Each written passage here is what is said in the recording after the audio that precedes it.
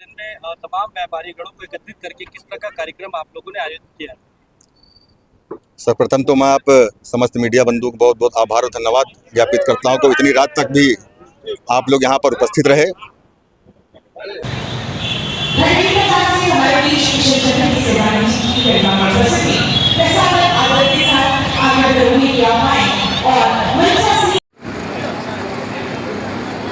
और सब पीछे हो गई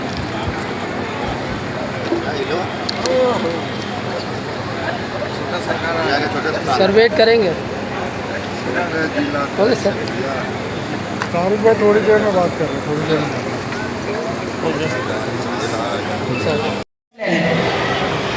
सुशांत केसरवानी जी, यशस्वी जिलाध्यक्ष प्रयागराज व्यापार मंडल, और श्री मनीष कुमार गुप्ता जी चेयरमैन के रूप में, हमारे बीच सुरेश चौरसिया जी प्रभारी गंगा पार, प्रशांत पांडे जी जिला जय शंकर नारायण केसरवानी जी, आप सभी व्यापारी बंधुओं की तरफ से मैं आप सभी का हार्दिक अभिनंदन और स्वागत। इस परम दिव्य ज्योति को सादर प्रणाम आप सभी की तरफ से।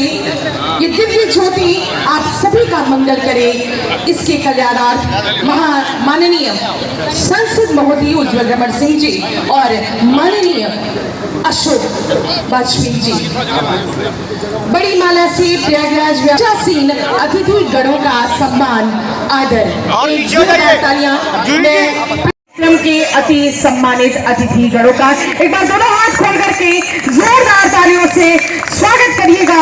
व्यापारी एकता जिंदाबाद थी, जिंदाबाद है। खोल करके समस्त व्यापारी बंधु अपने सम्मान में जोरदार तालियां बजाएं। आपकी तालियां कमजोर हैं। एक बात हमेशा याद रखिएगा, जब आप अपना सम्मान करते हैं तभी कोई और भी आपका सम्मान करता है। जब हम अपना सम्मान नहीं, एकता के नाम जोरदार तालियां। बहुत बहुत आभार हमारे व्यापारी बंधु, जो कोरोना काल हो या कैसी भी विभीषिका आंधी तूफान या कोई भी क्रम हो, आप जिस तरह से समाज के लिए संत पूरी देश को करना चाहिए। लेकिन एक हमारा ये भी दुर्भाग्य कि जब तक कुछ मांगा ना जाए तब तक मिलता नहीं है। की समस्या और आप सभी की दिनचर्या में रोज आने वाली श्रीवास्तव जी,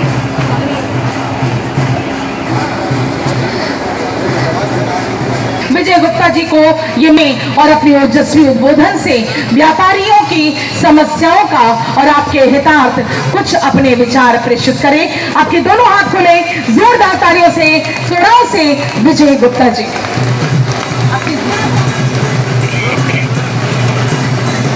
लोकसभा में उठाने का काम फिर करेंगे और सरकार को सुझाव देंगे। सरकार को आपके बताए हुए रास्ते पर सुझाव देंगे कि सरकार उस पर अमल करे। देखिए, पहले सरकार तो स्वदेशी की बात करती थी, अब स्वदेशी की बात अपनी जगह समाप्त हो गई। अब सब मामला विदेशी हो गया, अब विदेशी है। तो इस विदेशी को हम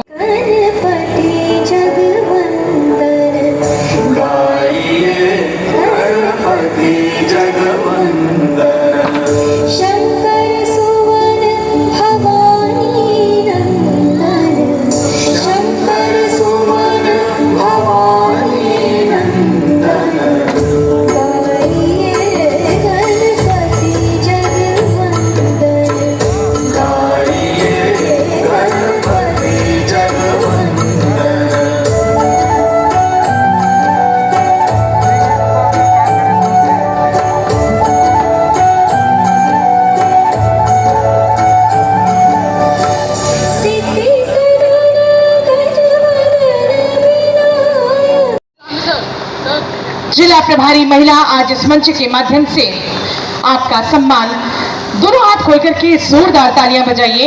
एक नारी घर परिवार को सहेजते हुए तो श्रेष्ठता के उच्च पायदान पर जूही श्रीवास्तव जी, जो जिला महोदय उज्ज्वल रमण सिंह जी आपका सम्मान करते हैं। दोनों हाथ खोल करके जोरदार तालियां जूही जी के लिए।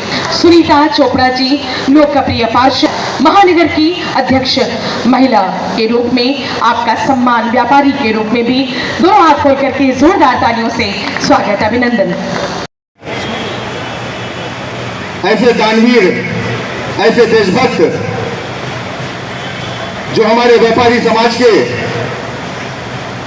एक आदर्श हैं, जिन्होंने जब देश पर व्यापारियों भाइयों का सम्मान बढ़ाया। श्री बनारसी साहू जी, श्री रंजीत के सरवानी जो कि शिवगढ़ बाजार से चल के आए हैं और बहुत ही संघर्षशील व्यापारी नेता है। आप भाई साहब इनके यहाँ शपथ ग्रहण समारोह में भी गए थे। आपको व्यापारी नेता सम्मान से सम्मानित किया जा रहा है। श्री अखिलेश के सरवानी जी हमारे जिले के वरिष्ठ महामंत्री हैं, खीरी बाजार से आए हैं। गल्ला तिलहन का आपका थोक का व्यापार है। व्यापारियों को जब कमजोर समझते हैं तो सामान्य सा व्यक्ति आपको धमकाने का प्रयास करता है, आप पर चढ़ाई करने का प्रयास करता है, और अगर उसे सफलता मिलती दिखी तो आपका उत्पीड़न करने का भी काम करता है।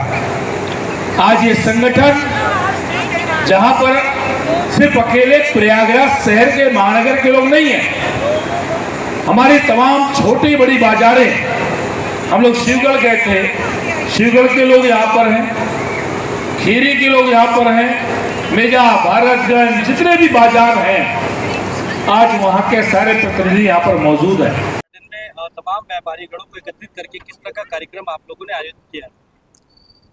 सर्वप्रथम तो मैं आप समस्त मीडिया बंधु को बहुत बहुत आभार और धन्यवाद ज्ञापित करता हूँ कि इतनी रात तक भी आप लोग यहाँ पर उपस्थित रहे।